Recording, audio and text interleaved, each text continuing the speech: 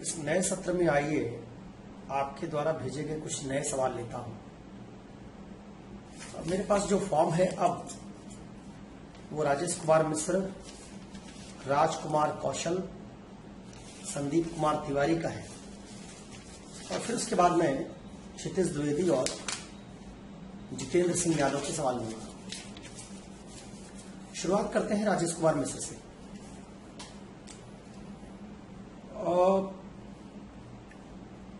इन्होंने जो सवाल कहा है कि आप जिन पर गाइड करिए, हमको बताइए, उसमें लिखा है अकादमिक गैप क्यों रहा है।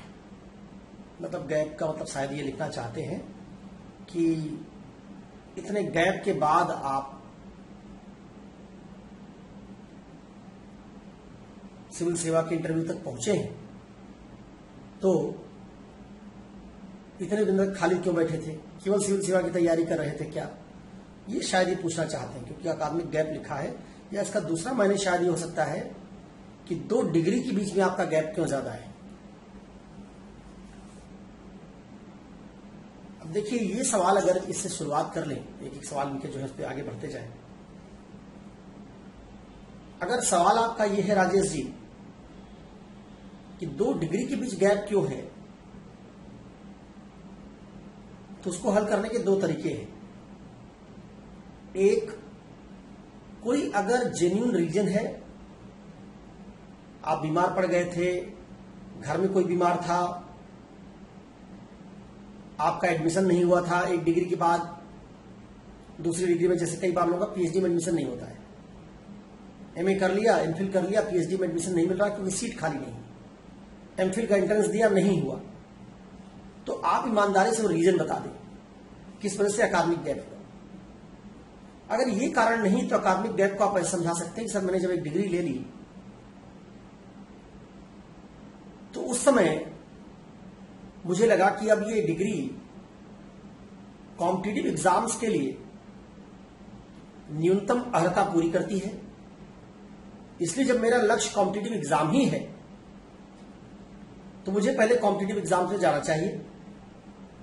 और मैंने उस डिग्री को लेने के बाद अगले 3-4 वर्ष प्रतियोगी परीक्षाओं की तैयारी की। जब एक बार ये तैयारी पूरी हो गई और मुझे लगा कि अब मेरी ग्रिप सिविल सेवा पर बन चुकी है, अब इसको अलग से बहुत अतिरिक्त समय देने की जरूरत नहीं है, तब मैंने दूसरी अकादमिक डिग्री शुरू की। क्योंकि मैंने महसूस किया कि 1 डिग्री लेने के बाद अगर मैं दूसरी डिग्री लेने जाऊंगा और उस डिग्री के साथ साथ ही सिविल सेवा की तैयारी करूंगा, तो या तो सिविल सेवा की तैयारी के साथ न्याय नहीं होगा या डिग्री के साथ न्याय नहीं होगा। और मैं ये नहीं चाहता था कि मैं एमए में, एलएलबी में एडमिशन ले लूं और फिर उसके बाद सिर्फ परीक्षा देने के लिए जाऊं, क्लास करने के लिए भी ना जाऊं, और जब मेरी कक्षाएं चल रही हूं एलएलबी की या एमए की या एमएससी की, तब मैं उसमें कोचिंग क्लास कर रहा हूं, तो उस डिग्री को करने का कोई फायदा नहीं बचता, क्योंकि इससे कोई ज्ञानार्जन नहीं होता। तो मैंने यही समझा कि मुझे दूसरी डिग्री तब लेनी चाहिए पहली डिग्री के बाद, जब मैं दूसरी डिग्री के लिए वो मनोस्थिति भी तैयार कर सकूं, उस मना स्थिति में रहूं, जब उस डिग्री के लिए मैं कक्षाओं को अटेंड कर सकूं, उसके लिए जो विषय सामग्री चाहिए सिविल सेवा से इधर उसको पढ़ने का समय निकाल सकूं। और सर ये तभी मैं कर पाता जब पहले मैं कॉम्पिटिटिव एग्जाम्स की प्रारंभिक चरण की तैयारी पूरी कर लेता। इसलिए पहली डिग्री लेने के बाद, मान लीजिए आपने बीए किया है, एमए किया, कुछ किया, जो भी आप बताना चाहें, जहां के बाद आपका गैप हुआ है, आप कहीं उतनी डिग्री लेने के बाद फिर मैंने अपनी पढ़ाई को रोक दिया। पहले सिविल सेवा की तैयारी की, कोचिंग ली, अपने से तैयारी की, और जब 3-4 बरस की तैयारी हो गई और ये लगने लगा कि अब पर्याप्त तैयारी हो चुकी है, प्रीलिम्स निकालने भर का मादा आ गया या प्रीलिम्स एक आध बार निकल गया, मेंस की कोई टेस्ट सीरीज कर ली, मेंस लिखने का अनुभव मिल गया एक आध, तब मुझे लगा कि अब आगे दूसरी डिग्री की तरफ बढ़ना चाहिए, क्योंकि उसको मैं समय दे सकूंगा। तो इस 2 तरीके से आप, अगर आपकी 2 डिग्री के बीच गैप है तो उसको सुलझा सकती हैं। आप ये भी बात बता सकते हैं कि सर मैं अगर 1 डिग्री के तुरंत बाद दूसरी डिग्री में चला जाता तो डिग्री मुझे नौकरी ना दिलवा पाती। और वो डिग्री करने के बाद भी अगर मान लीजिए आप इतिहास पढ़ रहे हैं, समाजशास्त्र पढ़ रहे हैं, जैसे इन्होंने राजेश कुमार मिश्र ने एमए किया है, बीएड किया है, कुछ ऐसा एमएड किया है, तो आप कह सकते हैं कि सर मैं एमए की डिग्री जो ले रहा था उस डिग्री से मुझे नौकरी नहीं मिलती। नौकरी मुझे मिलनी थी अंततः प्रतियोगी परीक्षाओं से ही। तो जब मेरा अंतिम साध्य प्रतियोगी परीक्षा देना है तो मुझे महत्व प्रतियोगी परीक्षा को पहले देना चाहिए, उसकी तैयारी पहले करनी चाहिए। मैं अगर 3 साल डिग्री करने के बाद प्रतियोगी परीक्षा की तैयारी करूंगा तो उस 3 साल में जो प्रतियोगी परीक्षा का फाउंडेशन बनना चाहिए था उससे मैं पिछड़ जाऊंगा। मान लीजिए आज 2020 है, आप प्रतियोगी परीक्षा देना चाहते हैं 2022 में या 2023 में, और 2020 से आपने तैयारी शुरू कर दी। 2023 तक आते आते आपकी तैयारी उस चरण पर पहुंच गई कि अब अगर 2023 में आपने परीक्षा दी नहीं हुआ तो 2024-25 में जो जरूरी रिफाइनमेंट है, परिष्करण है, उसको करने के बाद आप जो योग्य अभ्यर्थी होंगे उनको कॉम्पीट करने लायक बन जाएंगे। लेकिन अगर आप 2020 से 2023 के दौरान आप एमए की डिग्री लेने में लग गए, एलएलबी करने में लग गए, अब 2023 से आपने तैयारी शुरू, तो 3 साल जो आपका फाउंडेशन बनना चाहिए था वो 3 साल पीछे है। तब 2023 से आप शुरू करेंगे तो अगले 3 साल आप तैयारी करेंगे 2026 तक, और फिर परिष्करण होगा 2028 तक। तो जो नौकरी आपको 2025 में मिल सकती तो 2028-29 में जाएगी। इस आधार भी आप कहेंगे कि सर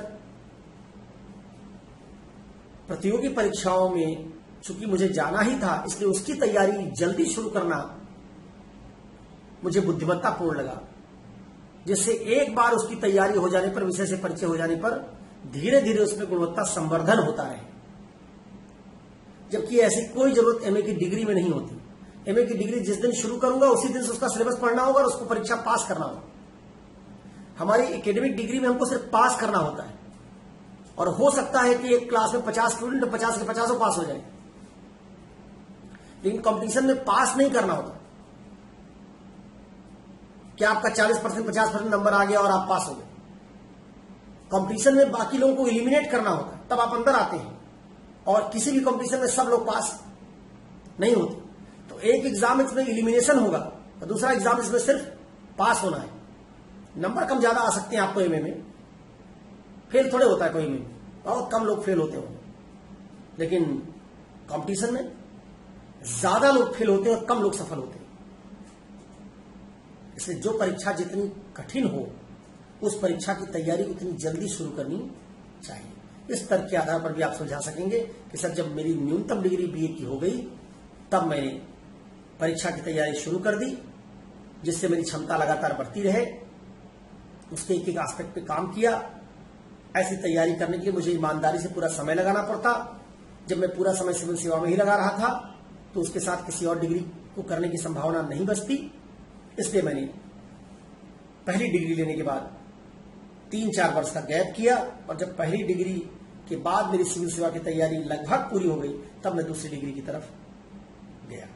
ये कह के आप इस सवाल का डिग्री के बीच अगर गैप है तो आप इसको जस्टिफाई कर सकते हैं। अगर इस गैप से आशय ये है कि आपने आखिरी डिग्री ली है तभी 2014 में और 2020 में आज इंटरव्यू देने जा रहे हैं, तो 6 साल क्या कर रहे हैं? अगर गैप से आपका आशय ये है तब यही बताइएगा। अगर आपके पास डिग्री पीएचडी की है तो कहिएगा उससे ऊंची कोई डिग्री हो नहीं सकती थी। अगर डिग्री एमए की होगी तो कहिएगा सर मेरा उच्च शिक्षा में रुझान नहीं, रुचि नहीं, तो मैंने तय कर रखा था कि या तो सिविल सेवा में जाऊंगा या फिर अगर सफल नहीं हुआ तो कोई व्यवसाय या अपना स्वरोजगार का काम करूंगा। इसलिए मैंने एमए के बाद कोई डिग्री नहीं ली और सिविल सेवा में लगा हुआ। अब उस पर सवाल पूछ सकते हैं आपसे फिर कि तो आप घर वालों पर बोझ बने हुए हैं, उसका जवाब मैं पहले दे चुका हूं, कैसे उसको जस्टिफाई करेंगे? आप कह सकते हैं कि सर मैं घर पर बोझ नहीं बना हुआ, मैं खेती में हाथ बटाता हूं, घर में पिताजी के व्यवसाय में हाथ बटाता हूं, कुछ वैसा आंसर आप दे सकेंगे। राजेश मिश्रा ने जो सवाल कहे समसामयिक मुद्दे, अब ये तो जो मुद्दा होगा उस पर कोई जो मुद्दा सामने आएगा उस पर चर्चा करूंगा। दूसरा सवाल पूछा शिक्षक से प्रशासक क्यों। इसका जवाब मैं दे चुका हूं। इसके पहले वाले वीडियो में आपको बताया है कि प्रशासन कल्याणकारी राज्य की न्याय की अवधारणा पर टिका हुआ है। न्याय एक वैश्विक मूल्य है, तो सिविल सेवा आपको एक वैश्विक मूल्य में शामिल होने का मौका देती है। सिविल सेवा में आप महत्तम लोगों का महत्तम लाभ कर सकते हैं। सिविल सेवा में जाकर सर्वे भवन्तु सुखिनः के आदर्श को चरितार्थ कर सकते हैं। इसलिए आप इस तरह के जवाब से कहेंगे कि ये सिविल सेवा सर दूसरी किसी भी नौकरी से अलग है। ये नहीं कहेंगे शिक्षक से श्रेष्ठ, कहेंगे दूसरी किसी भी नौकरी से अलग है।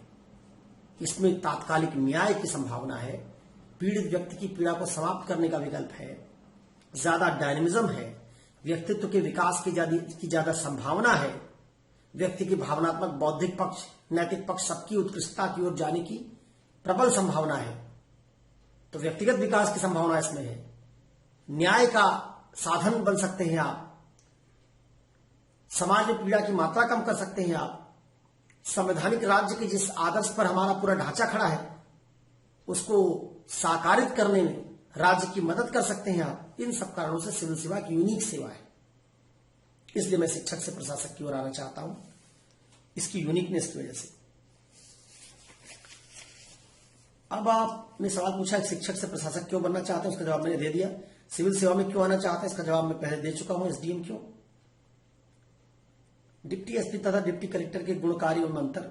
डिप्टी कलेक्टर का जो पद है उसमें बहुत सारे आयाम हैं।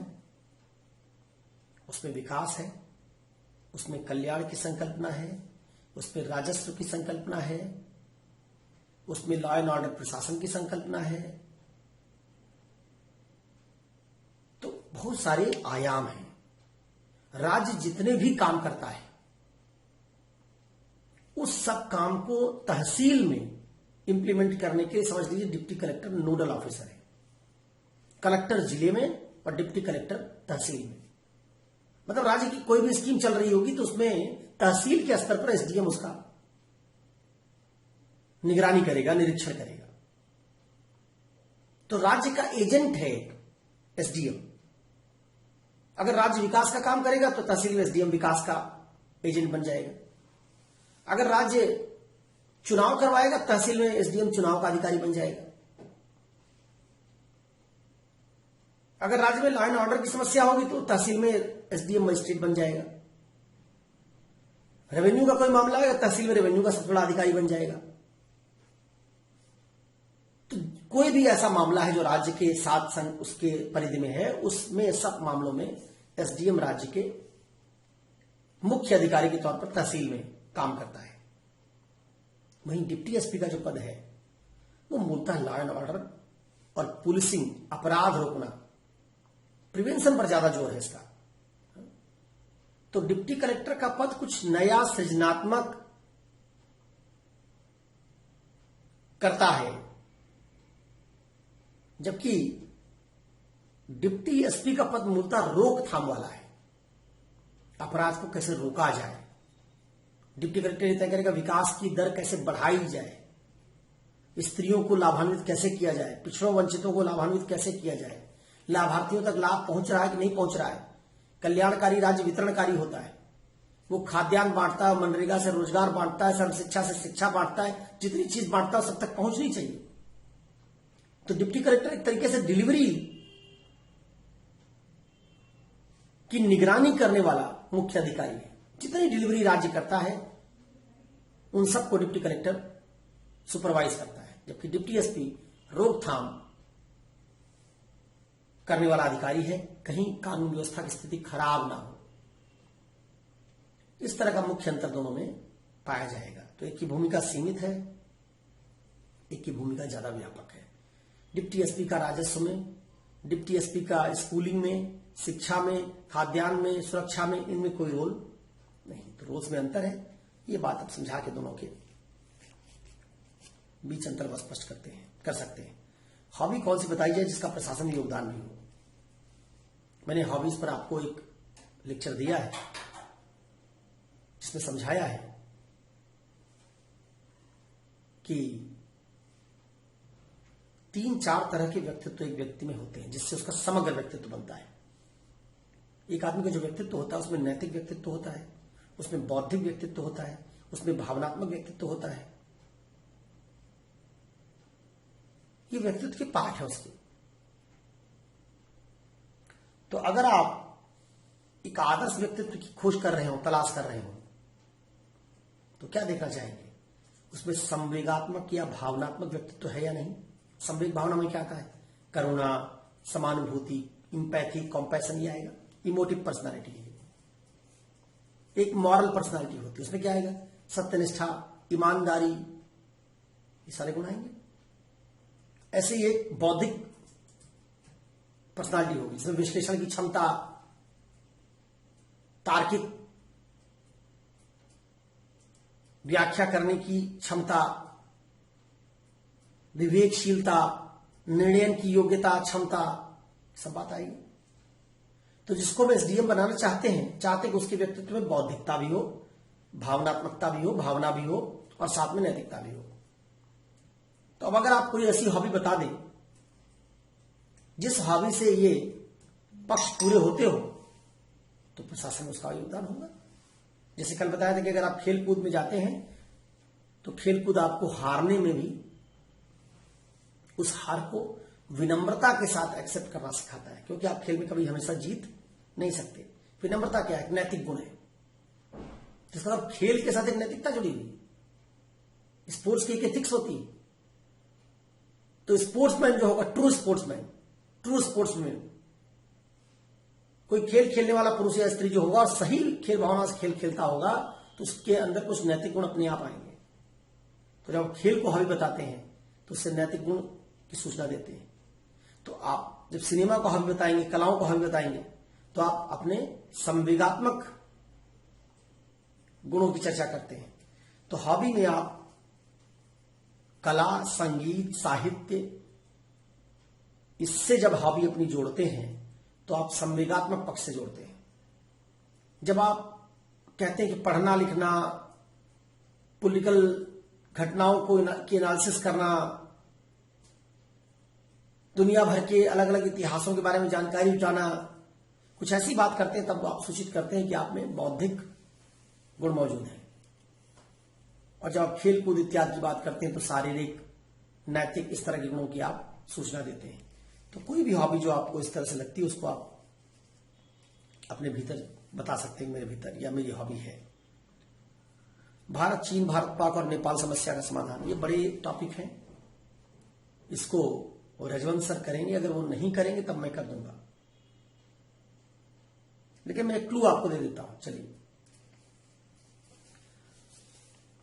देखिए, जैसे आपको एक अप्रोच के आधार पर सॉल्व करना हो, ये भारत चीन समस्या का समाधान कैसे होगा, तो आप कहेंगे कि सर जो हमारा पुराना मॉडल है, वुड्रो विल्सन मॉडल आया, उसके बाद आप जानते हैं कैसे फिर बाद में अंतर्राष्ट्रीय संस्थाएं खड़ी हुई, संयुक्त राष्ट्र संघ खड़ा हुआ, सिक्योरिटी काउंसिल बनी, एक डेमोक्रेटिक वर्ल्ड ऑर्डर की कल्पना की गई, लोकतांत्रिक वर्ल्ड ऑर्डर की कल्पना की गई। वो काफी पुराना हो चुका है। फिर आप जानते हैं कि फिर उदारीकरण का दौर आया, अर्थव्यवस्था में भी खुलापन आया और उसका भी ग्लोबल मॉडल बना, जिसको WTO कहते हैं। आज दुनिया में ज्यादातर झगड़े अर्थव्यवस्था के कारण हो रहे हैं। इसका क्या समाधान है? जैसे चीन भी एक इमर्जिंग मार्केट है, बहुत बड़ा मार्केट है, अपनी आर्थिक मोनोपोली बनाना चाहता है दुनिया में। उसके यहां सब सामान चीप है, क्योंकि कोई ह्यूमन राइट्स नहीं है। लेबर कितना घंटा करवाएगा, कोई लेबर लॉ उस तरह का नहीं है। लोगों के पास ह्यूमन राइट्स नहीं तो वो विरोध नहीं कर सकते, डेमोक्रेटिक राइट्स भी नहीं है, धरना प्रदर्शन नहीं कर सकते। तो चीन ने क्या किया, अपनी पूरी ह्यूमन पॉपुलेशन को जम के इस्तेमाल किया और उससे चीप लेबर से दुनिया के उन देशों के मुकाबले आगे निकल गया जिन देशों में ह्यूमन राइट्स हैं, काम करने की घंटे तय हैं, मिनिमम वेज तय है, उससे कम आप मेहनताना नहीं दे सकते। अगर उससे कम मेहनताना देंगे तो उन देशों में भूख हड़ताल, धरना प्रदर्शन होने लगेगा। चीन में नहीं होगा। तो जब आपने वैश्विक अर्थव्यवस्था का मॉडल खड़ा किया, मुक्त बाजार व्यवस्था बनाई, तो एक गैर लोकतांत्रिक देश को उसमें क्या मिल गई? बढ़त। फिर दुनिया के किसी और मुल्क में आपको संसाधनों का दोहन करना हो तो एनवायरमेंटल क्लियरेंस लेनी पड़ेगी। चीन में क्लोज सिस्टम है, कोई एनवायरमेंटल क्लियरेंस की जरूरत नहीं।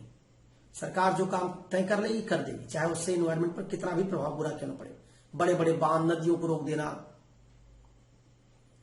इसका मतलब है कि WTO का फायदा, मुक्त बाजार व्यवस्था का फायदा ऐसे राज्य को ज्यादा मिल रहा है जिसमें खुलापन नहीं है, लोकतंत्र नहीं है। अब जरा बताइए, WTO का जो पूरा मॉडल था ये किस लिए आया था? बंद अर्थव्यवस्था के लिए, खुलेपन के लिए। मॉडल आया था खुली अर्थव्यवस्था के लिए, खुलेपन के लिए, और उसका फायदा कौन उठा रहा है? बंद राज्य। तो आपको क्या जवाब देना चाहिए कि सर, जैसे हमने दुनिया में अंतरराष्ट्रीय संस्थाएं बनाई, लोकतंत्र, मानवाधिकार के मूल्यों का पूरी दुनिया में प्रसार किया, उनके लिए सिक्योरिटी काउंसिल बनाया, ह्यूमन राइट्स कमीशन बनाया, और दुनिया में लोकतंत्र को पुश किया, अधिकारों को पुश किया, उसी तरह का मॉडल हमको WTO में भी बनाना चाहिए था।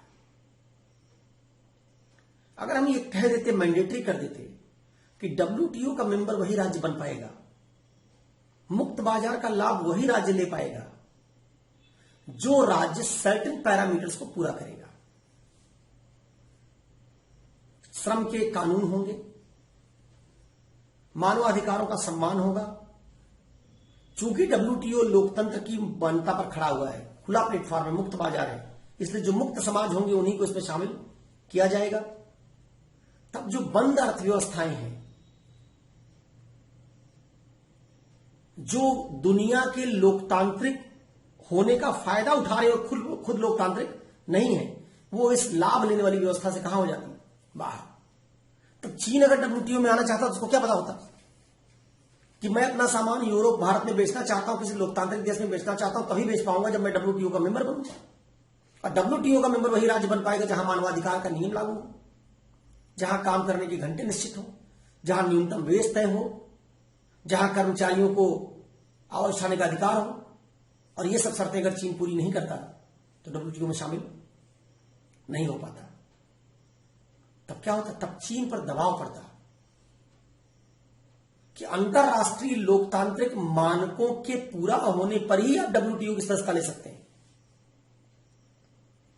परिणाम स्वरूप चीन दुनिया भर से आर्थिक लाभ कमा रहा है, उन राज्यों से कमा रहा जो राज्य लोकतांत्रिक है, जो राज्य अपने यहां एनवायरमेंट की चिंता करते हैं, जो राज्य अपने यहां अपने मानव संसाधन का शोषण और दोहन नहीं कर सकते हैं, उनके साथ चीन कॉम्पीट कर रहा है और उनके इस कमजोरी का क्या उठा रहा है? फायदा उठा रहा है। तो आप कह सकते थे कि अगर शर्त होती कि WTO के लोकतांत्रिक राज्यों के लिए होगा, और जब उसके साथ बड़ा जनसंख्या जुड़ जाती तो चीन अकेले अपने लोकल मार्केट के लिए बाहर ना रह पाता। उसको अगर सामान भारत में बेचना होता, अमेरिका में बेचना होता, ब्रिटेन में बेचना होता, जर्मनी में बेचना होता, तो मैंडेटरी होता कि उसको मुक्त व्यवस्था पॉलिटिकल सिस्टम में भी अपनानी होगी। तो गड़बड़ कहां हुई? गड़बड़ यहां हुई जहां WTO के आर्थिक मॉडल में लोकतंत्र शामिल नहीं किया गया, जहां WTO के आर्थिक मॉडल में उसी पॉलिटिकल वैल्यू को शामिल नहीं किया गया जिस पॉलिटिकल वैल्यू पर हमारे पूरे दुनिया का ढांचा द्वितीय विश्व युद्ध के बाद खड़ा हुआ था। यानी आपने क्या किया? आपने ऐसी पॉलिटिकल रिजीम्स को भी अर्थव्यवस्था से, आर्थिक मॉडल में लाभ उठाने का एक तरीके से तोहफा दे दिया जो पॉलिटिकली दुनिया के मेजॉरिटी वाले वैल्यू को स्वीकार नहीं करते। अब इसका समाधान यही है, दुनिया का सारा झगड़ा खत्म हो सकता है जब जो मूल्य पॉलिटिकल सिस्टम में तय किए गए वही मूल्य इकोनॉमिक सिस्टम में भी तय किए जाए।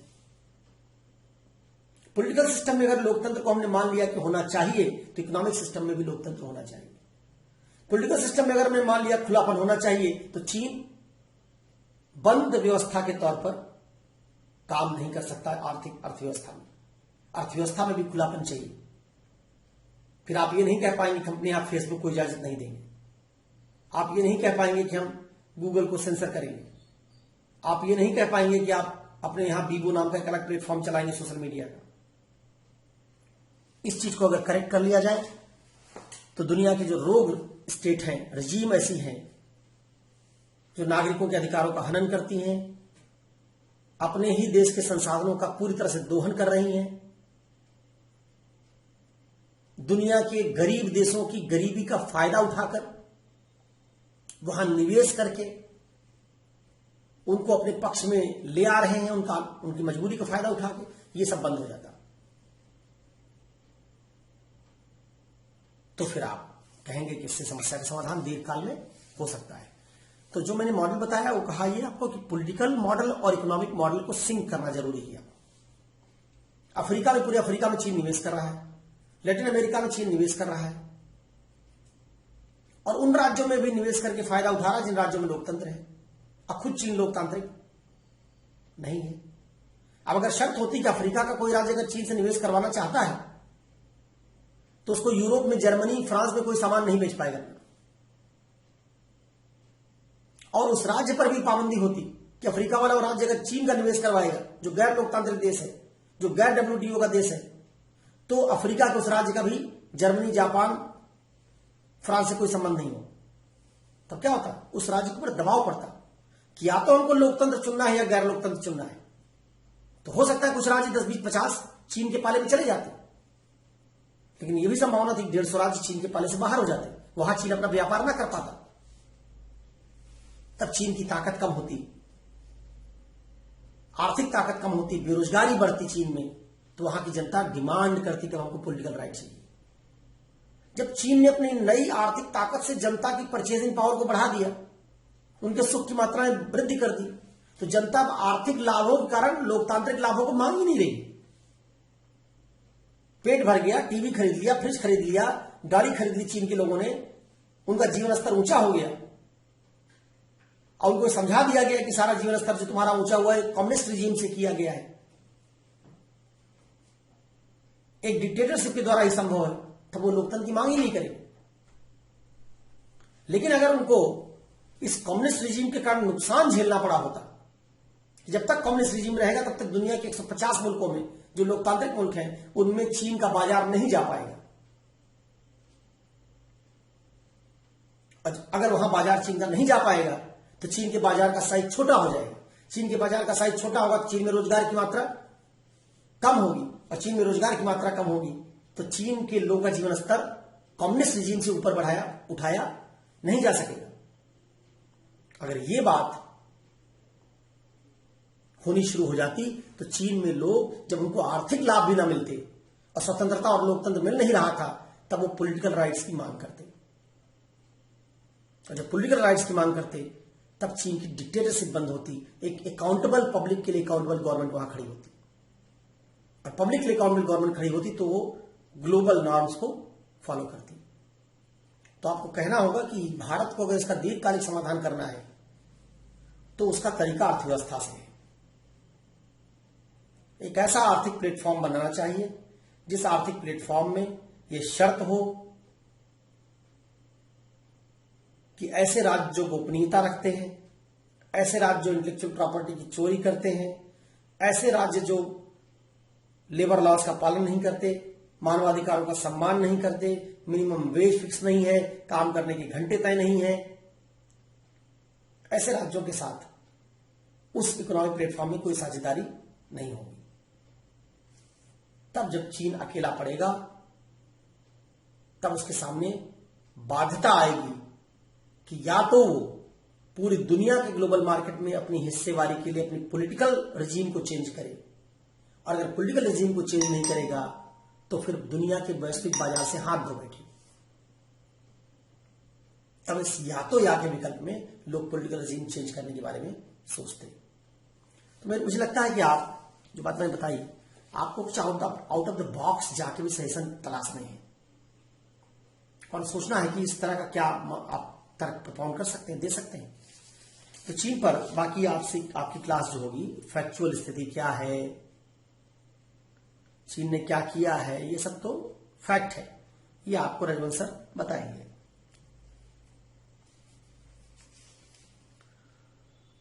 तनाव के सकारात्मक पक्ष क्या है?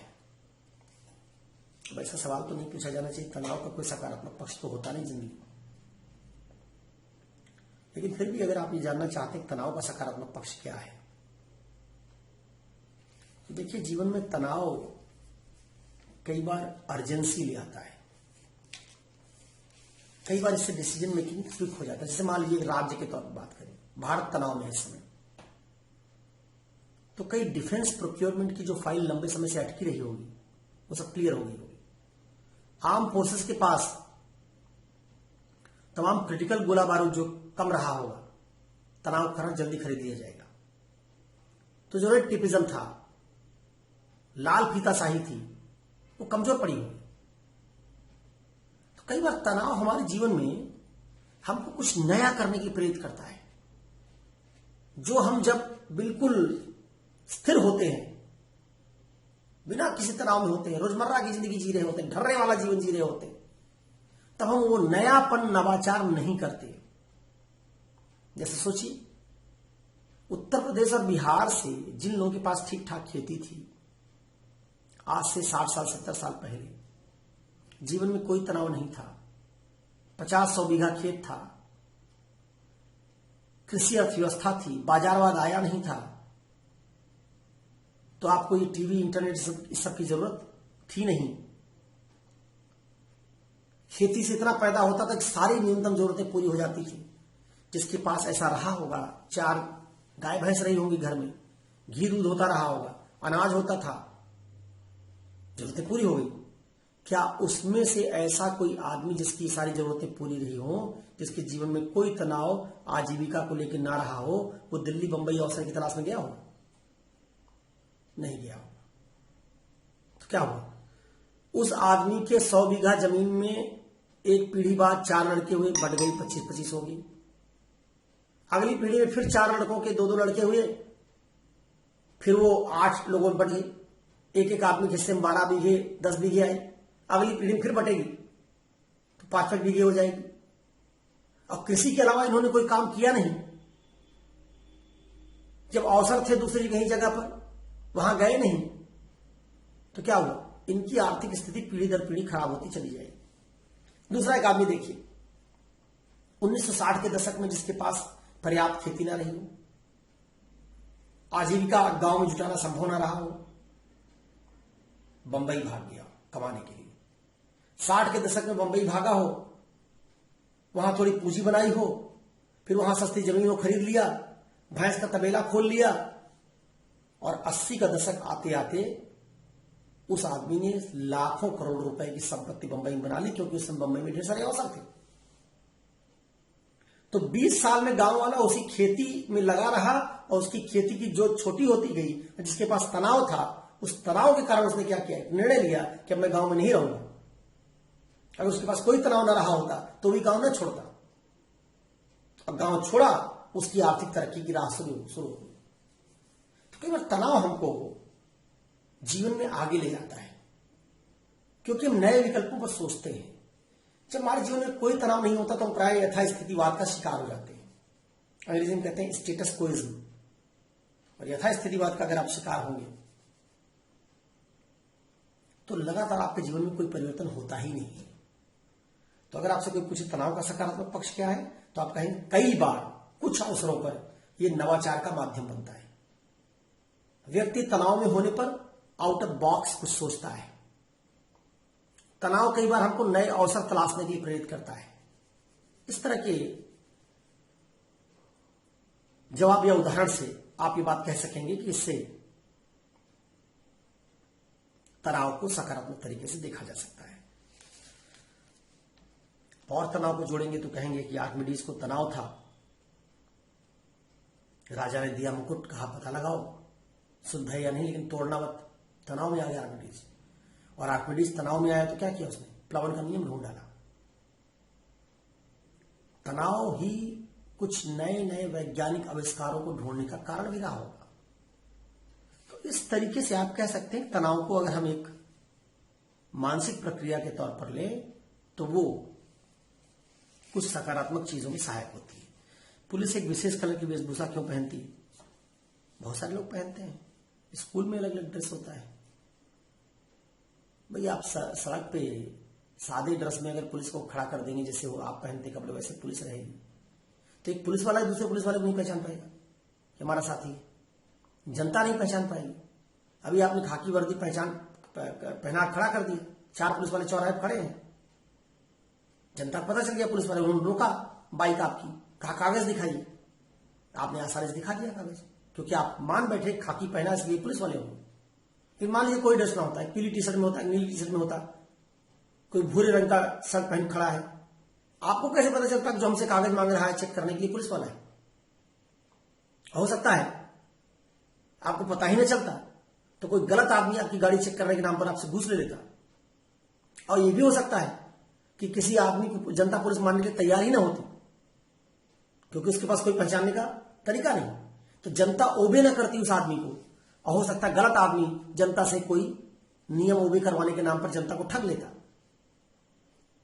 तो जब हम एक स्पेशल कलर की यूनिफॉर्म बनाते हैं तो हम आइडेंटिटी क्रिएट करते हैं, एंटाइटलमेंट क्रिएट करते हैं कि ये वर्दी वाला आदमी है, इसका ये एंटाइटलमेंट है, तुम्हारी गाड़ी चेक कर सकता है, तुमको रोक सकता है, और उसकी वर्दी पहनने के कारण, उस वर्दी से पहचानने के कारण तुमसे कहेगा इस रास्ते से मत जाओ, बंद है कोरोना का, उधर जाओ, और आप उससे तर्क नहीं करते, मुड़ जाते हैं। अब उसकी कोई वर्दी नहीं, कुछ नहीं, कहेगा उधर चले जाओ, पहले पूछेंगे तुम कौन हो, फिर लंबा चौड़ा व्याख्यान देगा मैं पुलिस वाला हूं, फिर अपना आईडी कार्ड दिखाए, तो बड़ा कम्बरसम प्रोसेस होगा। इसलिए जब किसी विशेष काम को करने के लिए हम लोग बनाते हैं तो उनकी पहचान तय करने के लिए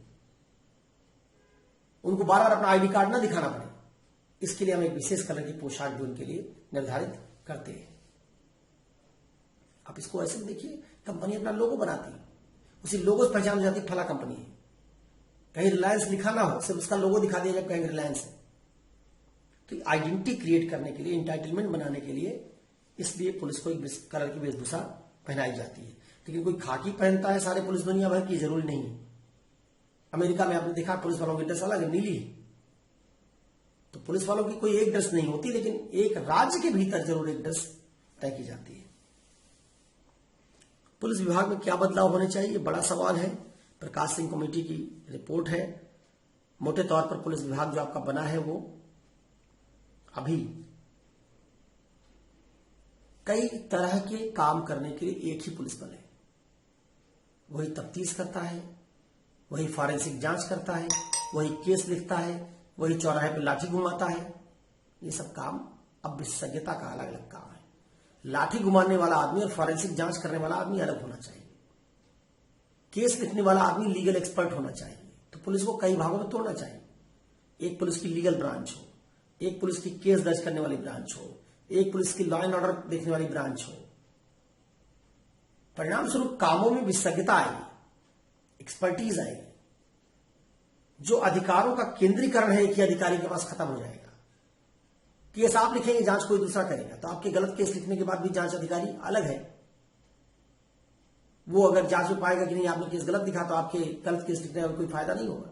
तो आप गलत केस लिख के जो किसी आदमी से घूस ले लेते हैं, इसीलिए ले पाते हैं क्योंकि उसको पता होता है कि यही केस लिख रहा है, यही जांच कर रहा है, आपको घूस दे देता है। लेकिन उसको क्या पता चल जाएगा आदमी को कि केस तो ये लिख रहा है लेकिन जांच करता कुछ दूसरी रिपोर्ट लगा सकता है। तो आप केस लिखने वाले को पैसा क्यों खिलाएंगे? क्योंकि उसके कलम से केस लिख जाने के बावजूद ये तय नहीं होगा कि आपका काम हो गया। तो इससे ज्यादा ट्रांसपेरेंसी आएगी, विकेंद्रीकरण होगा, एक्सपर्टीज बढ़ेगा पुलिस में, अलग अलग तरह के काम को करने की स्किल पैदा होगी। इसलिए पुलिस रिफॉर्म जरूरी है और इस तरह की कुछ रिफॉर्म आप बता सकेंगे। इनके 2-3 सवाल हम लोग अगले सेशन में लेंगे। राजेश जी के 2-3 सवाल बचे हुए हैं, उसको अगले सेशन में लेंगे और उसी सेशन में हम कुछ स्टैटिक सवाल और देखेंगे और फिर हम फिलॉसफी के सत्र की ओर जाएंगे।